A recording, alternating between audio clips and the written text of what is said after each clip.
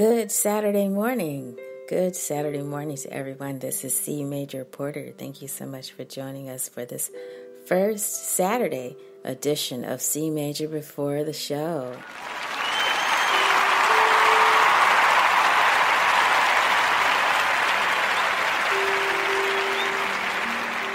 Yes, we're very glad to have you with us. It is definitely early. It's before 7 o'clock in the morning. So what I'm going to be doing in the future is just being with you as early as I possibly can and for as long as I can on Saturday morning, because the way my day is shaped, I want to start first with you talking about your music making, talking with my recreational music makers first on a Saturday morning. And then I will be over at the lesson studio pretty much all day Saturday. So if you need to reach me in person, you can reach me there. I can definitely tell you how to get in touch with me. Even if you want to just come by and ask some questions about your music making, I'll be available to you there, and I can tell you where to find me. And then when I get back in the evening, I'm going to be live on the CMajor radio show. So for my listeners that want to wind down and listen to some ideas for your music making on a more serious level, and then be able to have enough time to relax and reflect on what was said before you tune in to Saturday Night Live.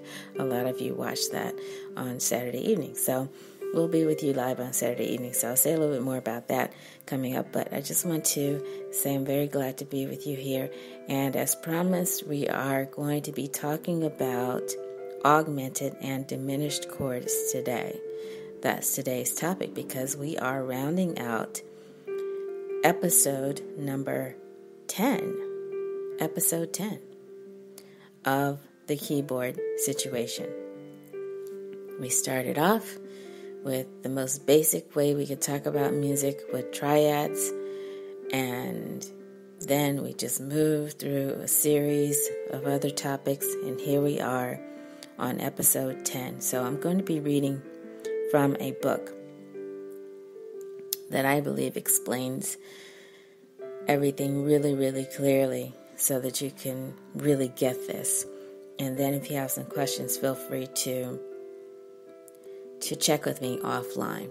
I'm available for that. I'm available for further questions offline. Now, today's show is going to be a little bit shorter than what we've been doing in the past few episodes because we had started to move toward the third hour of our podcast and really making use of that third hour. But what we're doing now is scaling back a little bit today because I want to ease into the time that I'm going to be spending with you. And so today is going to be a shorter show. So just bear with me because I want to talk first about the idea of playing by chords, by color, and by ear, but continuing with augmented and diminished chords. Now, if you've ever heard of that term, you know that augmented means to raise something and diminished means to lower something. But let's go ahead and get our perspective from our textbook that we're using. So I want you to think about this within the context of jazz and blues. That's important because we have been using jazz and blues quite a bit recently because I wanted to give you a genre to focus on. And so I've even mentioned gospel. I will be throwing in a little bit of gospel in our last episode for the series just to round everything out. But if you can, just turn your attention towards chord notation and jazz. Chord notation and jazz. We've talked about using a lead sheet. We've talked about ways that you can recognize symbols. I may have even mentioned Roman numerals. And Roman numerals are designed for study purposes. It's really good to help you analyze everything. But you don't really use Roman numerals that much in performance. You tend to use mostly letters in performance because there are shorthand ways of indicating chords. So you want to be practical if you are a performer, or if you are going to be playing music in public and you need a shorthand way to notate your music. You can use chords, and you can use chord notation that is used in jazz and other forms of popular music. So there's also something called figured bass that you can use as well. Now, we will not be covering that over here. If I get a request for it, I will cover that topic over at the CMajor radio show. But figured bass, if you've ever heard about the figured bass system, you know that it's a system of music that was used in the music of the Baroque period. So roughly from the beginning of the 17th century to the middle of the 18th century, figured bass was used. But either way, the methods are ways to indicate what's necessary, what's essential when it comes to playing chords. So I once had a recording session and a rehearsal session with somebody who was really, really tied to figured bass. And so it was nice to work with somebody who understood that system, because it really gave us a lot of freedom to improvise in that rehearsal that we had together. So that's what it's intended for. If you just understand the structure, you'll be okay. Now, the basic harmonies used in jazz are generally very simple. When complexities do occur, they are usually the results of an improvised decoration or elaboration of what are basically simple chord patterns. So, since any such complexities are improvised, all the notation needs to show is the essential notes of the chord around which the performer is free to improvise. Jazz chord notation does not, therefore, need to be very detailed or complicated, nor is it. The letter name of the root of the chord is shown as a capital letter, and from this, the third and the fifth can be easily deduced. The chord is assumed to be major unless shown otherwise. So a little m, for instance, after the letter name signifies that a chord may be made out of notes of the minor triad. If you have a plus sign, that means that the triad is augmented. And if you have a lowercase o, that means that it is diminished. So that's really all we need to say about augmented and diminished chords. And if you need someone to demonstrate that for you, of course I can do that for you. Also, I recommend, if you can, get your hands on a chord chart so you can see the layout for yourself. Or in the case of a couple of weeks ago, I believe I mentioned a poster that now is available online as well that you can download and have a chance to look at that. So sometimes you'll see just the letter C, meaning a C major triad, and then you'll see C, lowercase m, that's for C minor, and then you'll see a C plus, that's for augmented, and then you'll see a C O, and that's for diminished. So just to spell it out in letter form for you, so a C triad would be C, E, G. A C minor chord would be C, E flat, G. A C augmented means you raised the fifth, and then you would play C, E, G sharp. And just play around with that triad. I like the sound of an augmented chord, and I always have. And then for diminished, you're lowering the third and the fifth, so then you have a C, E flat, G flat. So this is just an example to give you so you can get a picture in your mind of what we're talking about. So any figures which are added represent intervals from the bass. So for instance, a C6 chord is a chord consisting of the notes of the C major triad, C, E, G, plus the sixth, So you would add from C and A. A is 6 steps away from C. That's how you think about that. Now, a figure 7 by itself implies the addition of a minor 7th, and that's when we were talking about intervals at one point. If a major 7th were required, the chord would be written as CMajor 7. So, just to give you an idea, if you saw a C6 chord, if you saw it on a staff, you would see a treble staff, first of all, written with a treble clef sign or G clef sign. From the bottom up, you have middle C, E, G, and then A. And then for the C7th chord, you have C, E, G, B flat, because that B flat is considered your minor 7th note. It's a minor 7th away from C. And then a major 7th would be written as C, E, G, and B, meaning B natural. So you just note here that Maj in our notation means or refers to the 7 and not to the C.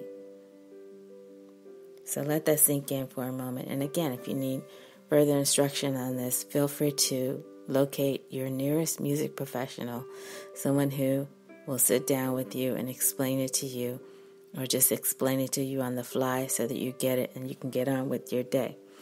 Now, the symbols that we're talking about, sometimes you will see a combination of those symbols. So on rare occasions, you may have a slash or a slant, or in some cases, a diagonal stroke on the page. And for example, you may see a C minor over a G. Now, that does not indicate that you are going to have a C minor chord over a G chord. It just means to include the G. So you may decide to put that G in the bass, or if you're playing everything with one hand, you would just play your thumb on a G, play your second finger on a C, your third finger on an E flat, and your little finger on a G note. So sometimes this may be found written as C minor, and then in parentheses you have G bass, which that's a lot to write, or as C, and then lowercase m, lowercase I, and then in parentheses it says root G. Although the latter can be a little bit confusing, since this is not really the standard meaning of root. So if you're saying that your G is the root of a C chord, that can be a little confusing. So don't get confused about that, but just know that really it is all in the interest of making a shorthand for yourself, so that when you are performing and you just need a quick reference so you can know what the structure is, know how to get on with your improvisation. That's what it is. So it cannot be too strongly emphasized that jazz chord notation shows only the bare outlines of the harmony. Let me say that again, because I like to reiterate. It cannot be too strongly emphasized that jazz chord notation shows only the bare outlines of the harmony. And what that means is a great deal of latitude is left to the performer, who may freely decorate the given chords or enrich them with additional notes as the spirit moves. And that's true. That's true. I was recently listening to this wonderful jazz piece called Giant Steps by John Coltrane. And I just was so enamored with the whole thing, and I was just sitting there watching this video on YouTube where they showed you the chord changes, and I just wanted to jump in there and start playing those changes myself. So it was very exciting for me. I actually may be attempting to play giant steps, and if I do, I will keep you posted on that. But feel free to find resources that are friendly enough that will explain everything to you clearly so that you really, really get it. I think that's so important. It's good to go through life when you really are clear on what to do with your music making. So, like I said, I'm not going to keep you too long today. That was basically my discussion about augmented and diminished chords.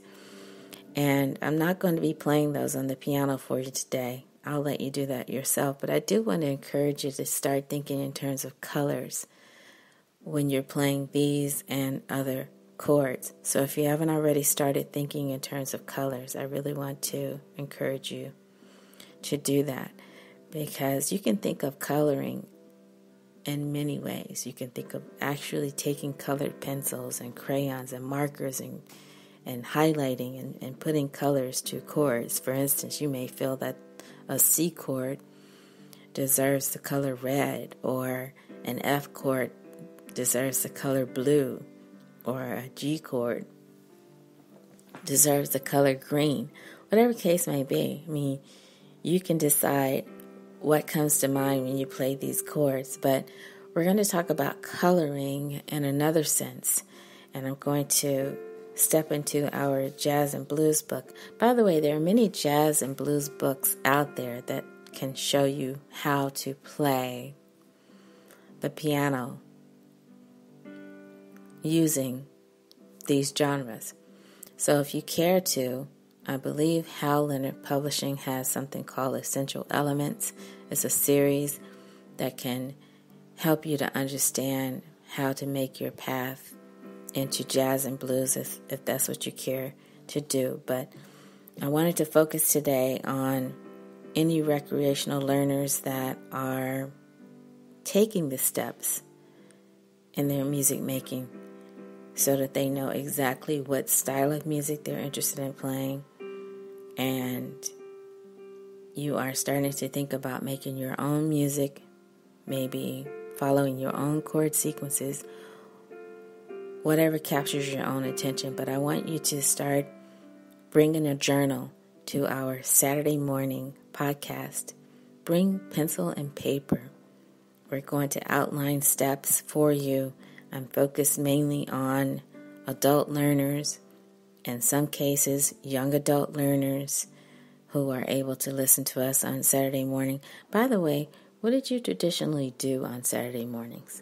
I know when I was growing up, I used to reserve my Saturday mornings for entertainment on television. So everything from watching the Three Stooges to the Pink Panther to Bugs Bunny, Merry Melodies, Tom and Jerry, you name it.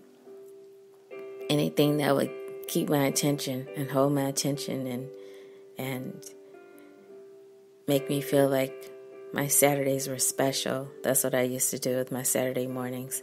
And then I would go off to piano lessons. So I think that's why I feel comfortable being with you on a Saturday morning, because you could get all of your early cartoon watching out of the way and then jump into piano lessons and then get on with the rest of your day. And then in the evening, come back for more music making. So I would have to say, traditionally for me, my whole Saturday was centered around music making. It started off with entertainment, then instruction, and then it went on from there, and then came back to an evening of enjoyment on television again. So tapping into media, seeing what was there to catch our attention. So everything from folk singing to banjo playing to whatever was on, waltzing, whatever it was, you just watched it and just made it a part of your evening. Or in some cases, breaking out the old LPs and listening to recorded music. So I just encourage you to make Saturday your day to really tap into some music making and make it enjoyable for yourself. Now, the times for the podcast, you may be interested to know about that. When we were on during the week, what we aimed to do was be on at a morning time and keep it as brief as possible in some cases, and then lengthening that time over time. I think we're going to do things a little bit differently on Saturdays because Saturdays do vary. So you may find me on for 30 minutes one Saturday. The next Saturday, we may be on for an hour. And then we may gradually just work up to 3 hours when I feel like I need to spend that amount of time. But the great thing is that I'm able to talk with many of you offline and get your opinion on what you'd like us to do, what's going to be helpful to you. So none of our podcast is from a point of view that you have to sit for any length of time. But the good news is that we are available on demand. So download us on demand, and that way you can keep us with you. Now, you may have some questions about the app because we had talked about possibly getting an app for our podcast. So just keep that in the back of your mind. We will be talking about that in the future. Now, what is in store for the next episode? Episode number 11 will continue next week, and we're going to be talking about your keyboard situation. And I thought it would be really important to talk about chording a melody and picking out a melody. That's been, I would have to say, and I don't know if I'm using the word controversial in the right way, but it does feel controversial sometimes when you go into a situation and you sit down to play and the singer needs you to play the chords that are going to encourage them to sing. But leading up to the part where the singer comes in, you need to play the music in a way so that your audience knows what you're playing. So sometimes after a performance, someone will say, we could tell what you were playing because you were able to include the melody. And then you have others that say, I really like the way that person played, but I couldn't tell what song it was until the person started singing. So I think you have to use your best judgment. So just to give you a sneak preview, in our next episode on the keyboard situation, we will be talking about chording a melody, picking out a melody, and then in the last episode for this series, episode 12, I will be giving you a complete idea of how to put it all together. So everything we talked about so far, everything from chording a melody to putting in the chords that we talked about to creating a certain sound on the piano. In my case, I'm going to create a short example of a gospel sound, and we'll take it from there. Now, let me just read really quickly. So I said a few episodes ago, I really didn't want to get into voicing. I think voicing is a little too complicated to get into on a podcast. But if you come for lessons, or if you talk with a music professional that understands voicing, let me just give you an idea what they should be saying to you. And then I'll tell you what we're going to say. So, for instance, if somebody's talking to you about right-hand chord voicing, then they're probably going to be talking to you about top-down voicing. It's a professional technique used in the right hand that will change the sound of your playing immediately. So true. It gives prominence to the melody while adding rich-sounding harmony just below. But yet, again, you have to use this sparingly and be careful when you're playing with other performers. So you don't want to out-melody the singer, for instance. And that's just my way of saying it. But there's a diagram that you can see how to chord a melody. But the way I like to demonstrate it when I'm demonstrating in person is just show you how to pick out the melody. So we're going to be doing that in the next episode because I think it's important. Even if you just take a single finger and just play a melody. And then after that, start adding other fingers because I can show you how to play that melody by adding a tone lower than the melody. And then I can show you how to chord that melody by playing a tone lower than that. And so what you have is 3 tones helping you chord that melody. And it takes a little practice to bring out the melody itself, but I think you'll get it. It's a little complicated, like I said, to explain it over a podcast. But here is where color comes into play. So in this book, they like to talk about chording a melody in terms of voicing, and they say it adds a colorful sound to the melody line. I agree with that. So now we're stepping outside of saying the colors that you hear are red and green and blue. We're just saying the sound is colorful in itself. So you can decide for yourself what that means to you. I know what it means for me, but it adds more color to your sound, to the melody line when you're chording the melody. And what you have to do, and there are many wonderful practice videos on YouTube, so feel free to tap into those. I can guide you towards where those are. I know exactly where to find them.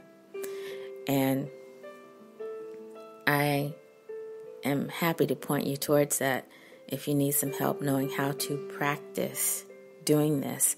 But you must practice playing the top note louder than the other notes in the chord. It's a technique. It's a learned technique, but you'll be able to do it. Now, professional players also develop varied chord voicings to add a rich sounding and colorful quality to their playing.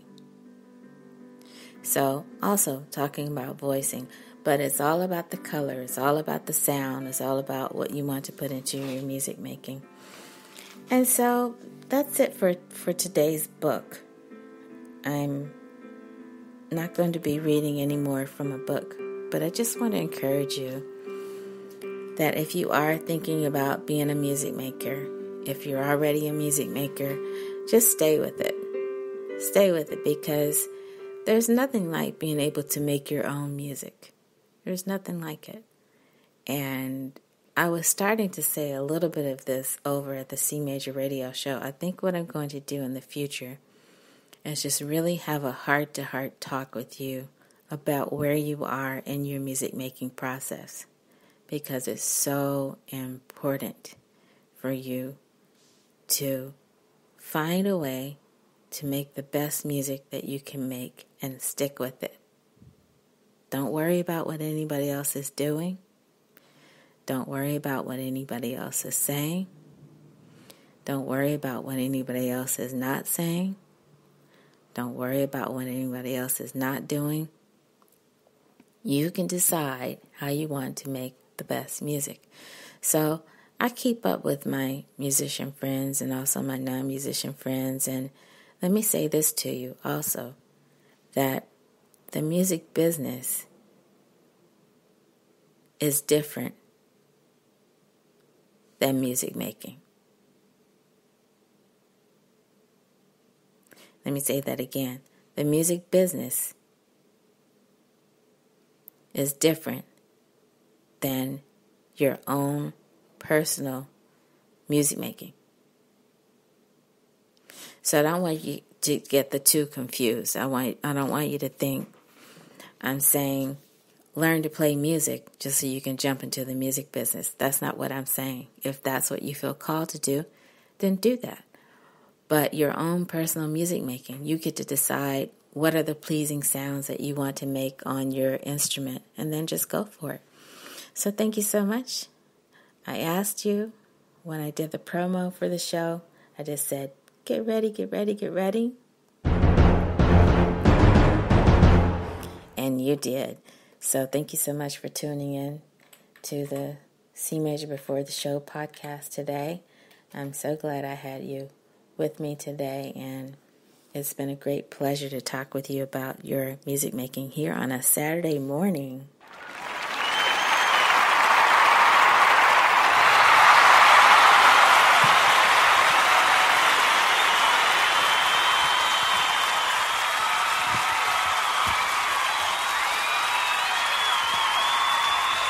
Yes, I can feel it already. I can tell that Saturdays are going to be very important for you, very important for me. So what I'm going to go do now is get ready to go on with the rest of my day. I'm looking forward to jumping into lessons with my students and hearing about their week, hearing about their progress, hearing about what they need help with, and so forth. And also catching up with some of my colleagues. Now, I always love running into my colleagues at the studio because they always tell me all of these interesting things about what they're doing with their lesson studio. So it's always great to catch up with them. But I know what you want. You are a recreational music maker.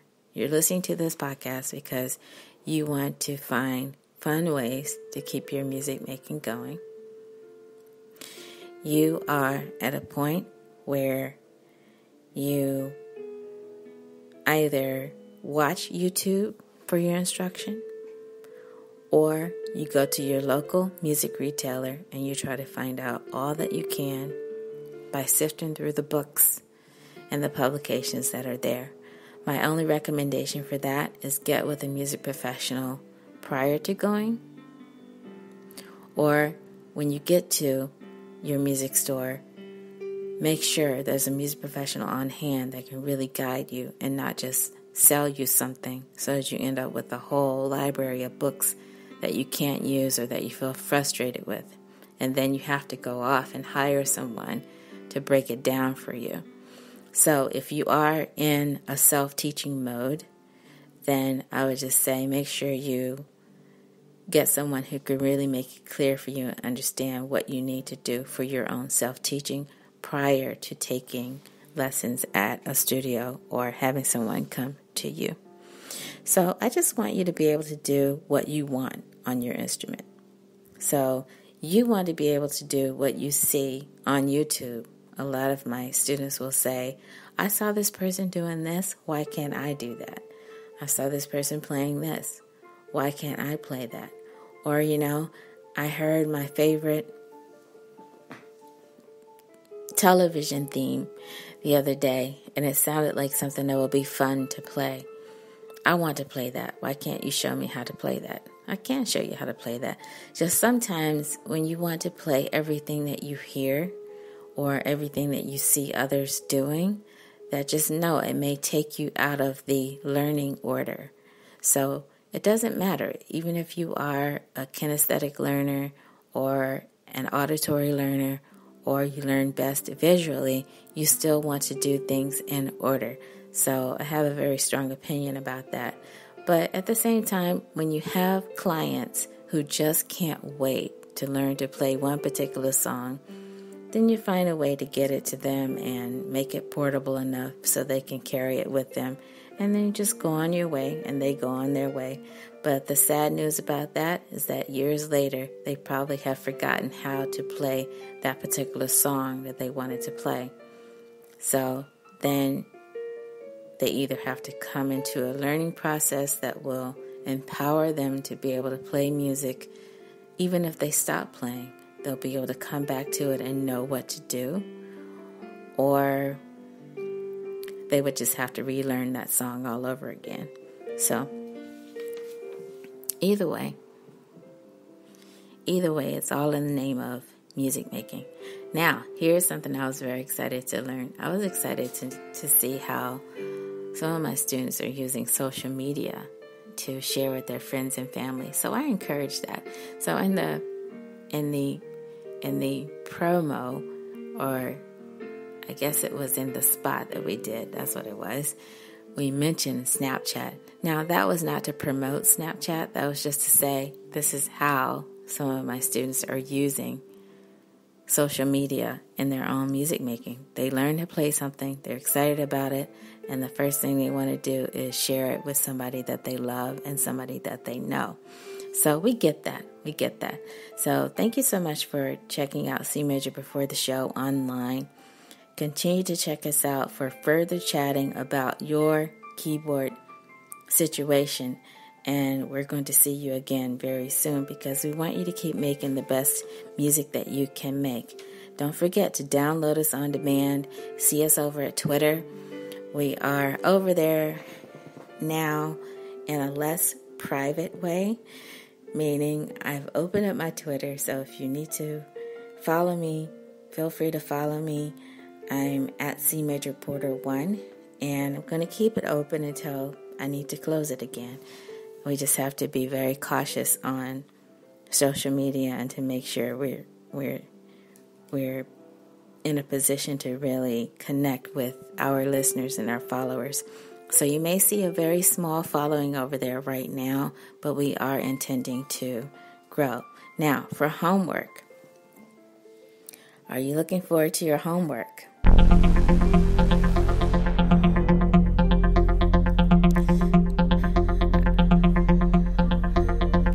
I hope so, because over at CMajor's classroom, what I'm going to do is post a little bitty assignment for you to find out a little bit more about chord notation and how that works.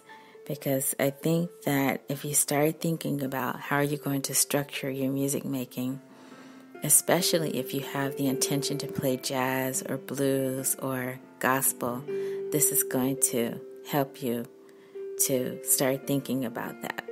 And anytime we mention numerals, it's because we want to break it down to analyze it. But you're probably going to find it best to just break everything down by text if you can. I like to call it text notation. And so next week, we are going to go further with our discussion of text notation right here on the podcast. So get ready for that, because if you bring your journal, if you bring your pencil and your paper, you're going to see me, or you're going to hear me call out chord inversions. I'm going to be calling out a single line of melody notes for you to follow in terms of letters. I'll tell you which way to go, up or down, to play that melody. And then I'm going to spell out for you how to chord that melody. And then I'm going to go further and then tell you a little bit more about the structure of that melody and how to follow the chord changes using the chords that we've talked about. We've talked about major chords, we talked about minor chords, we talked about seventh chords, we talked about ninth chords, and today we talked about augmented and diminished chords. So, thank you again for tuning in. I will see you next time right here on CMajor Before the Show. In the meantime, I want you to make the best music you can make. Have a terrific day, have a terrific weekend, and join us next Saturday right here on CMajor Before the Show. Have a great day, everybody.